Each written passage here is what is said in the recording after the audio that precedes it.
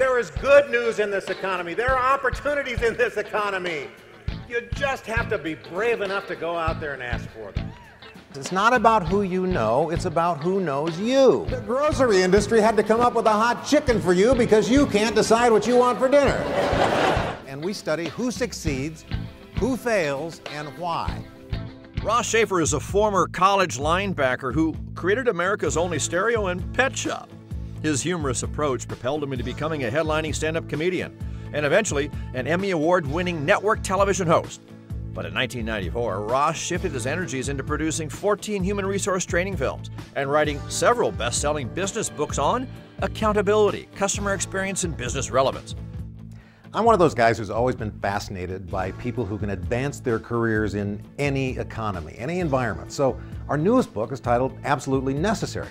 These are bulletproof tactics that will put you and your team in high demand. And one trait that makes anyone invaluable is this ability to be able to perform brilliantly under pressure. Now, when I was a talk show host, I hired this quirky aeronautical engineer as a comedy writer. His name is Bill Nye. And one night, a big guest canceled just minutes before airtime. And even though Bill had never been on television, he taught us how confidence and expertise can make high pressure look pretty easy. I look across at Bill Nye, whose face is buried in his magazine. He's oblivious to our problem. I say, Bill, look up for a second. We have a problem here. Do you have any experiments? Do you have any demonstrations in any of your magazines that would be amusing? Just for a few minutes, I got to put somebody on TV. He doesn't even hesitate. He looks up from his magazine and he goes, yeah, you know, I think I could do something kind of hilarious with a tub of liquid nitrogen. Here's the first time Bill was ever on TV. Scientists, for example, here's an ordinary onion. Yeah. Okay, now how would you dice it? You'd use a cutting board, maybe a knife. Right. Yeah. Take you a few minutes, right? Okay. In the liquid Into the liquid nitrogen. Doesn't take long at all.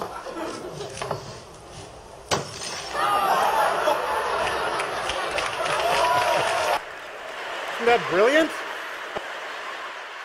Joe, I went up to him afterward and I said, Bill, that was amazing. We have got to have you on and do that again. And he looked at me and he goes, yeah, I'm surprised you guys hadn't already thought of that.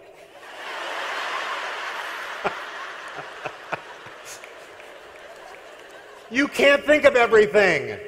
You can't think of every great idea and great innovation and great sales trick and sales. You can't think of everything. Mine the experience and differences of other people. You see, I think the Bill Nye story applies to you and your team. I mean, he became absolutely necessary to us because he proved he could consistently see opportunities that we couldn't. And these days, I love going to a meeting where I hear about one small overlooked idea that I know will inspire other companies to either save a lot of money or make millions. There, and the CEO stands up at the podium and says, here's our problem, we have $5 million in losses here to this. Does anybody know how we can get our pet deposits? Anybody at all? And a hand goes up about midway back in the crowd. Guy from Tulsa, Oklahoma. I'm always getting my pet deposits. So now you can imagine when everybody turns to this guy. All right, what is it you're doing? Well, I get my pet deposits every time, but I did make an investment. I bought myself a dog whistle. I just go up and down the hall blowing my whistle. I find them dogs. They're going over there too.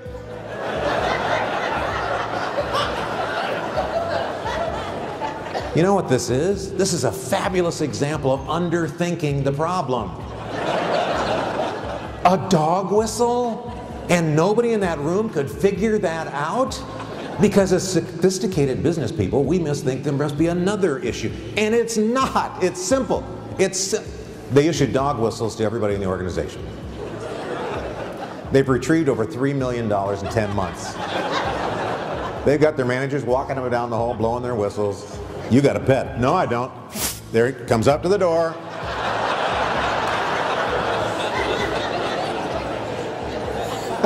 What's your dog whistle? That's the point. What's happening every day over and over again that maybe you could underthink the problem and ask somebody who is not supposed to be as smart as you are to come up with the answer. I'm also really curious about what makes certain salespeople successful. And one superstar told me this: the person with the best story wins. That's how you make yourself absolutely necessary to the customer. The best story people know that customers will only buy their goods and services when they buy you first. And they establish that rapport with extreme curiosity and emotion. When you sell emotion, this is what you do. You show extreme interest in other people. I learned this in broadcasting. When I was a talk show host, we were taught to do something that most salespeople are not taught to do. We were taught to show extreme interest in other people. If we ever hear ourselves talking about ourselves, shut up. It is not about us. For a talk show, we only have these people for 7 minutes. We have to do the best we can do to create instant rapport and get them to open up and say things they would not normally tell other people.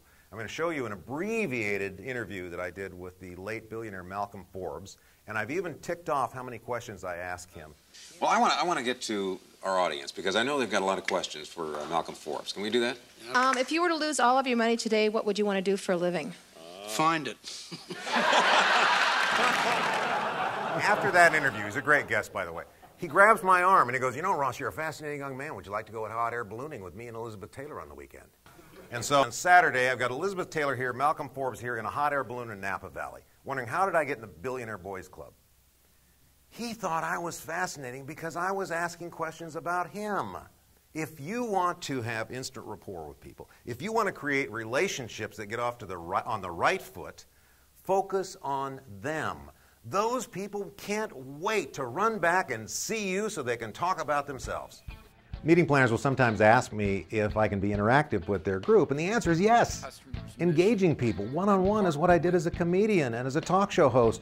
And you know that some of the best meeting moments have happened when the speaker was able to handle a little unpredictability. He sends me flowers for no occasion.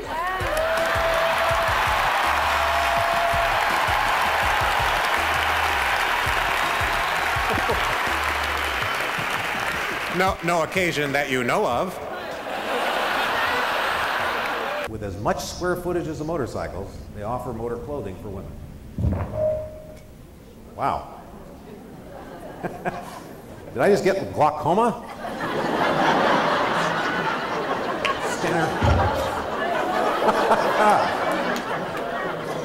Is that your phone?